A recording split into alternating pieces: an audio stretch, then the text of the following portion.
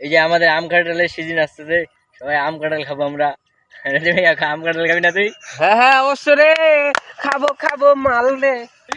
তাই যে আম আমাদের লিচু আমাদের মাঝে চলে আসতেছে লিচু আম কাঁঠাল এগুলা এবার নতুন। এবারে আবহাওয়া কাঁঠালের size ভালো হয়েছে আমাদের ঠাকুরের মধ্যে। সাথে আমরা মিলিত থাকবো। সেই আমাদের ধান শস্য ও সুন্দর, এই আম ঝড়ের সময় আম কুড়াতে ও কি মধুর রং।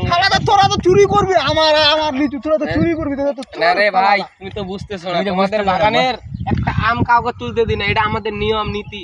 না আমি জানি না, তোরা তো চোর, দুইটা তো চোরের মতো লাগতেছে। কি বলিস? ইমানদারি ভাই, ইমানদারি মানে তোরা তো আমাদের একটা ঈমান আছে, এই ঈমান কারো নাই, এই ঈমানটা থাকে।